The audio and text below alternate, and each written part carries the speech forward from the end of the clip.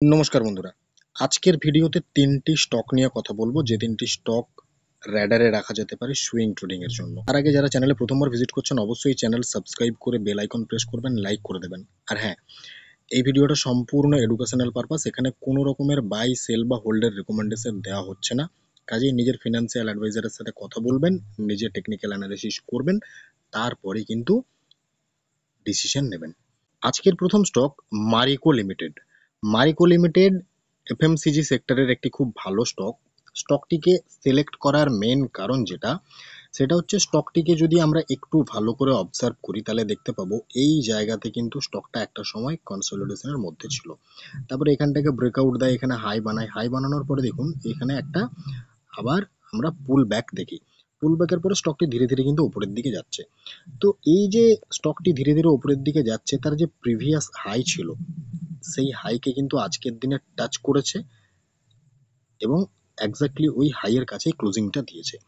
এরপর এই স্টকটি আমাদের র্যাডারে এই কারণেই থাকবে, আমরা যদি একটু ভালো করে স্টকটিকে অবজার্ভ করি তাহলে একটা শর্ট টার্মে আমরা প্যাটার্ন খুঁজে পাবো। সেটা হচ্ছে এই জায়গাটাকে আমরা যদি মার্ক করি তাহলে এখানে আমরা একটা জিনিস দেখতে পাচ্ছি, এখানে কিন্তু একটা শর্ট টার্মের রাউন্ডিং বটমের প্যাটার্ন বানিয়েছে।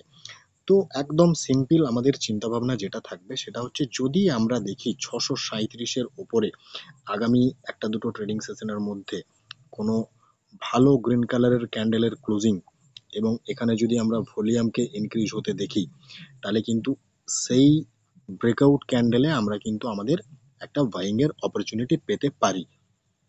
তো অবশ্যই এখানে যেটা মাথায় রাখতে হবে সেটা হচ্ছে 637-এর ব্রেকআউট এবং ওপরে ভালো গ্রিন কালারের ক্যান্ডেল সাথে ভালো ভলিউম, তাহলে মারিকো লিমিটেড কিন্তু আমাদের র্যাডারে থাকছে সুইং ট্রেডিং এর জন্য। পরের যে স্টকটি নিয়ে কথা বলবো সেটি হলো আইআরভি ইনফ্রাস্ট্রাকচার। আজকের দিনে 4%-এর একটা মুভ দিয়েছে। আমরা উপরের দিকে একটা হরিজন্টাল লাইন ড্র করেছি, যে লাইনে এর আগে অনেকবার স্টকটি কিন্তু রিজেকশন পেয়েছে এবং এখানে ব্রেকআউট দিয়েছিল কিন্তু ব্রেকআউট সাস্টেন করলো না, আবার ব্রেকআউট করলো, সাস্টেন করলো না। তারপরে দেখলাম এই জায়গার মধ্যে একটা অনেকটা সময় কিন্তু স্টকটি কনসলিডেশনের মধ্যে থাকলো। এরপর আমরা আজকের দিনে কি দেখতে পাচ্ছি, আজকের দিনে দেখতে পাচ্ছি স্টকটি একটি ভালো গ্রিন কালারের ক্যান্ডেল এখানে বানিয়েছে এবং এখানে ভলিউমটাকেও আমরা ইনক্রিজ হতে দেখছি। যেহেতু আমাদের একটা মাল্টিপল টাইমের রিজেকশন রয়েছে এই 71 টাকাতে, আমরা যদি দেখি এই 71 টাকাটাকে ব্রেকআউট দিতে ভালো গ্রিন কালারের ক্যান্ডেলে এবং এখানে যদি ভলিউম ইনক্রিজ হতে দেখি তাহলে কিন্তু এই ব্রেকআউট ক্যান্ডেলে একটা এন্ট্রির অপশন কিন্তু আমাদের কাছে একটা আসবে।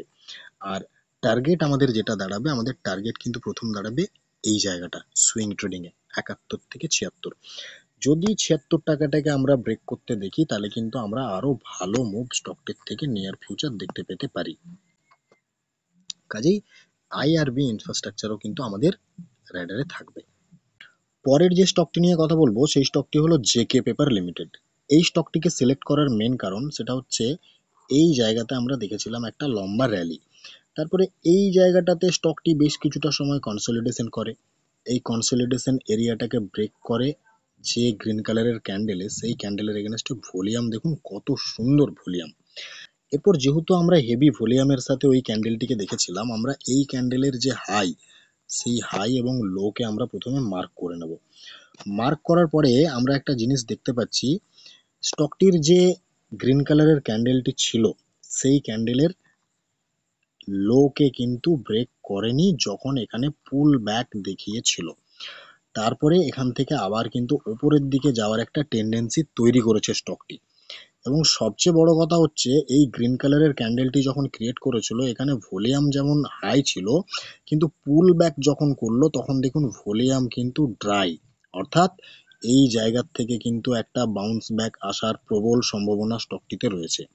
এবারে যেটা আমাদেরকে মেনলি ভাবতে হবে সেটা হচ্ছে 539-এর যে লো স্টকটি বানিয়েছিল, 539-এর এসএল কনসিডার করে 633-এর টার্গেট নিয়ে ইনস্ট্যান্ট এন্ট্রির কথা চিন্তা ভাবনা করা যেতে পারে।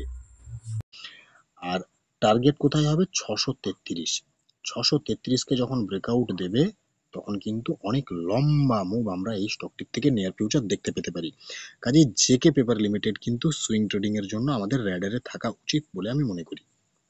বাকি এই ভিডিও থেকে কোনো বাই সেল বা হোল্ডের রেকমেন্ডেশন দেওয়া হচ্ছে না, অবশ্যই নিজের ফিনান্সিয়াল অ্যাডভাইজারের সাথে কথা বলে ডিসিশন নেবেন। ধন্যবাদ।